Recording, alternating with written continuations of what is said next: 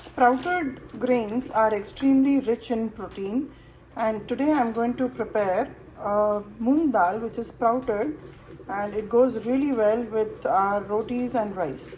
So let's see how to make sprouted moong dal, and very quickly in the Instapot.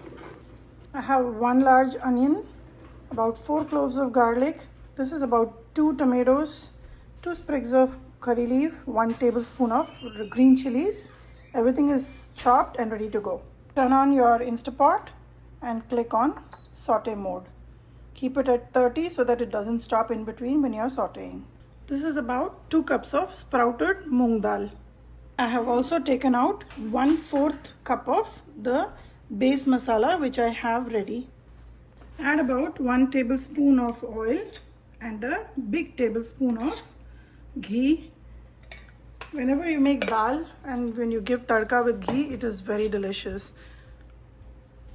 Once the oil and ghee is hot, I'm going to add 1 teaspoon of cumin seed, and as it is going to start roasting, I will add the onions and garlic first. Once that roasts just a little bit, I will also add the masala, the base masala that I have ready.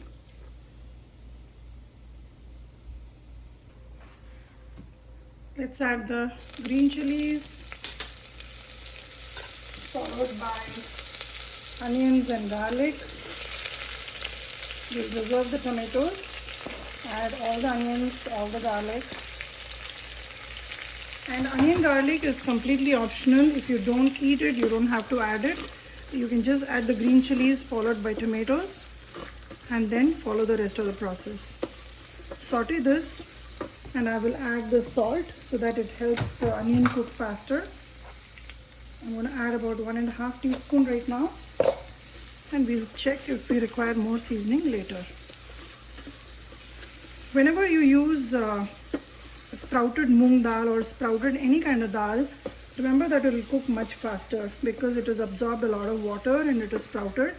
So if I was just using moong dal, it might have taken me about 10 minutes to cook, whereas sprouted moong dal will take only about 3 to 4 minutes to cook in the Instapot. After about a minute, add the base masala and mix it well. Now the base masala has a lot of spices. It is a concentrate of onions and tomatoes, ginger garlic paste and everything. It's a flavor bomb basically. So once you add this to any dal or any sabji, it makes it very flavorful, and plus it also reduces your cooking time.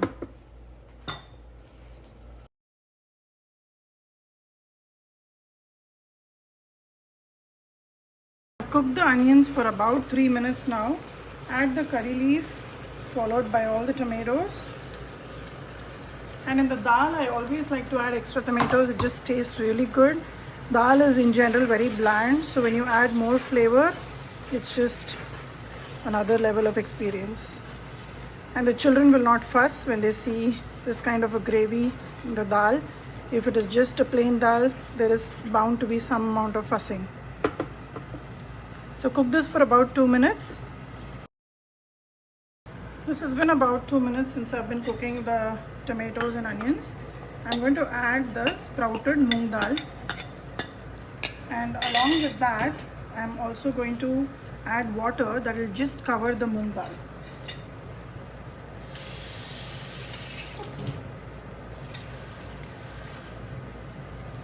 Just this much, because moong dal is already soaked quite a bit of water and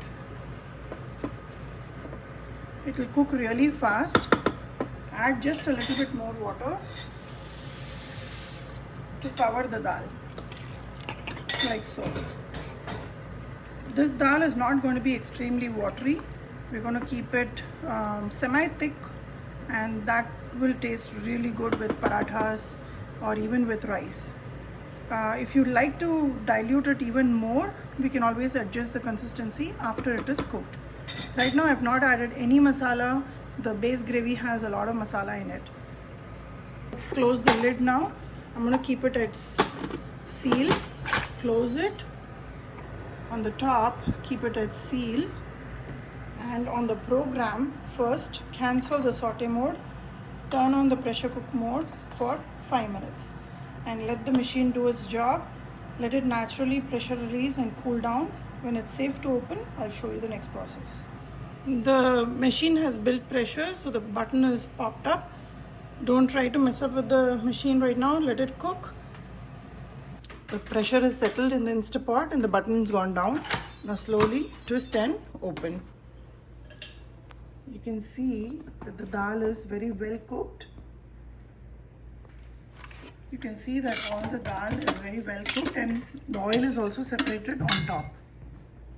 At this stage, you can use it as is, or you can use it, take out half of it and add a little bit of coconut milk and bring it to a boil. You can have it as a meal itself.